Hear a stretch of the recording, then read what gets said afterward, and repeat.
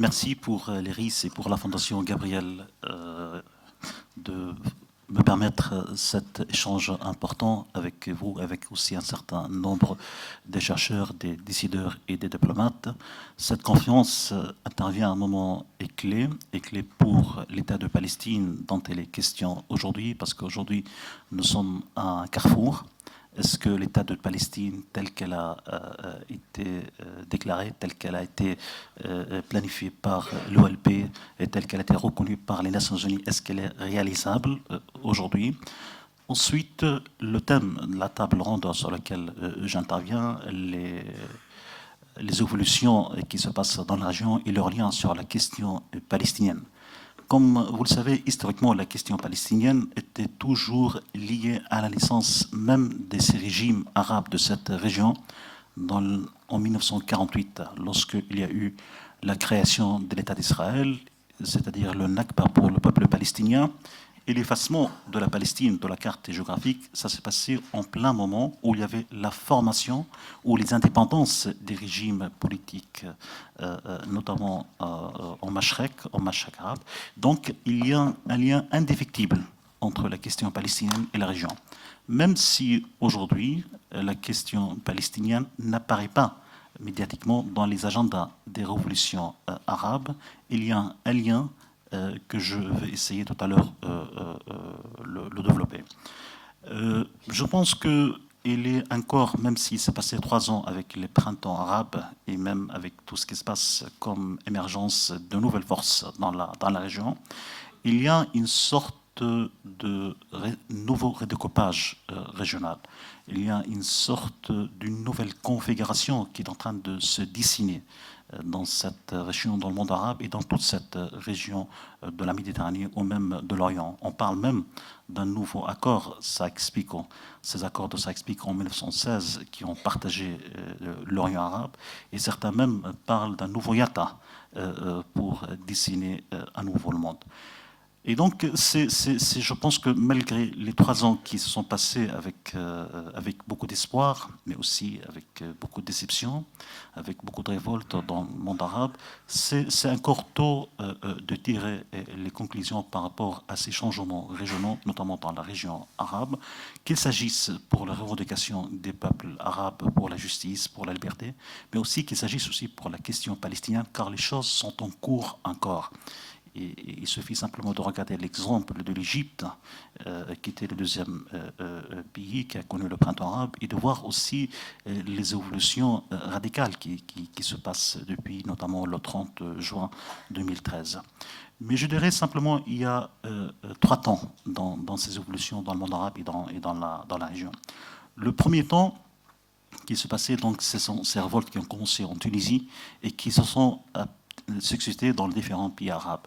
Donc c'est là où il y a eu un espoir énorme, à la fois pour les populations arabes, pour le monde, mais aussi pour le peuple palestinien.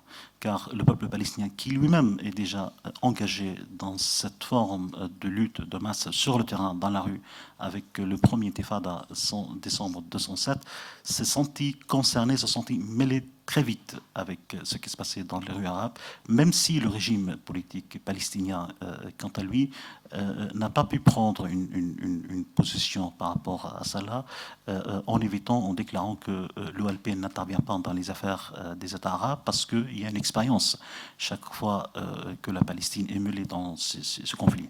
Mais la population palestinienne, les fractions politiques, la société civile, s'est concernée par ce qui se passait, et donc il y a eu un énorme espoir. L'espoir, c'est que pour la première fois depuis les indépendances des États arabes, pour la première fois, il y a la prise en compte de la rue arabe. Tout au long de la période depuis les années 50, c'est-à-dire depuis les indépendances des États arabes, l'espace politique dans le monde arabe était confisqué toujours par le régime en place, qu'il s'agisse d'un régime royal ou républicain, et l'espace de ce régime est pris par le régime avec ses médias, ses partis, ses services de sécurité. Pour la première fois donc depuis des années, il y a la rue arabe qui commence à bouger. Et donc, pour la première fois, on prend en compte la position de la rue arabe, indépendamment des évolutions pour le moment, comme je l'ai dit, nous sommes à une période où il y a des hauts, où il y a des bas, où il y a aussi beaucoup de déceptions, il y a du sang, il y a de violence, il y a une militarisation. Les choses sont encore rouges. Et même si la Palestine n'a pas été et n'est pas encore évoquée dans les slogans des manifestations arabes, je suis sûr que la Palestine reviendra une fois que les peuples arabes reprendront et arriveront à satisfaire leurs revendications pour la justice et pour la paix, que la Palestine reprendra sa place naturelle dans ce qui se passait. Donc là, il y a un premier temps. Il y a un deuxième temps dans ces révolutions arabes, le temps que nous sommes en train de suivre, que certains l'ont qualifié hiver islamique, où finalement, dans beaucoup de pays arabes, dans la région, et des forces islamiques sont arrivées au pouvoir avec tout ce que ça a suscité comme confrontation.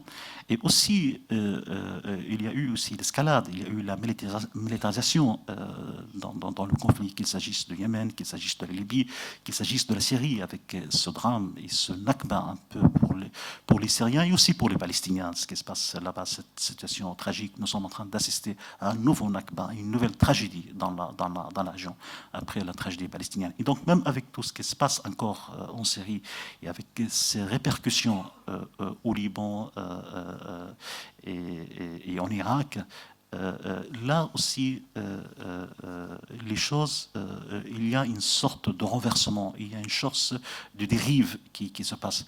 Mais les choses ne sont pas encore définies, les choses sont en évolution, et c'est là aussi on peut intervenir dans le troisième temps, où il y a des laboratoires dans le monde arabe. Maintenant, quel est le lien avec la question palestinienne dans tout ce qui se passe? Donc, comme je l'ai rappelé, donc, il y a un lien indéfectible. Même si les Palestiniens, aujourd'hui, ils sont dans une position extrêmement difficile, compte tenu d'abord de l'occupation qui pèse tout le jour sur la vie des Palestiniens, compte tenu de l'impasse dans laquelle se trouve le processus de paix, compte tenu des pressions que subit le LP, compte tenu également de la division interne palestinienne entre Fatah et Hamas, entre la Cisjordanie et la Gaza. Je veux dire, même si les Palestiniens sont en quelque sorte dans une position difficile, voire même faible sur la scène régionale, sur la scène arabe, et même si effectivement Israël profite de ce qui se passe dans le monde arabe, avec notamment ce qui se passe en Syrie, pour à nouveau renforcer ses slogans, pour renforcer, dire que c'est dans cet ordre où il y a des menaces de sécurité que Israël est obligé de garder le mur, que Israël est obligé de garder le pont sécuritaire, même avec tout ce qui se passe, même si les Palestiniens eux-mêmes ne sont pas suffisamment présents sur la scène pour les raisons que je viens d'évoquer. Leur cause est présente pour la simple raison, c'est que c'est Israël qui est présent. C'est Israël en permanent qui constitue une menace. C'est Israël qui a cherché à tout prix à frapper l'Iran. Et cela nous amène vers le sujet nucléaire iranien. C'est Israël qui a cherché aussi à frapper la Syrie. Israël, au début du printemps arabe, s'est inquiété, parce qu'Israël s'est toujours présenté comme étant l'oasis de la démocratie dans cette région. Les révoltes dans le monde arabe ont permis de casser ce dire, ou ce slogan de dire qu'il y a l'oasis de la démocratie, mais qu'aussi dans le monde arabe, Monsieur Balaoui, qu'il y a démocratie. Simplement, ce que je veux dire par là, c'est qu'avec ce qui se passe en Iran et avec ce qui se passe en Syrie, nous avons vu qu'il y avait une détermination internationale par rapport au sujet iranien et par rapport au sujet syrien, et notamment à travers la conférence de Genève. Et mon ami Mohamed Jtaï, membre du comité central de Fatah, qui a écrit un long article sur Genève 2, où lorsqu'il a demandé qu'il y ait un Genève sur la Palestine. Il est temps aujourd'hui pour la communauté internationale qui a montré une détermination.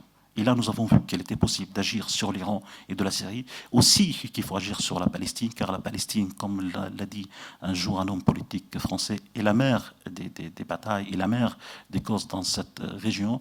La Palestine mérite aujourd'hui de sortir de cette impasse de processus parrainé par les Américains, d'arriver à Genève sous auspice des Nations Unies, pour appliquer les résolutions des Nations Unies, le droit international concernant la question palestinienne. Merci.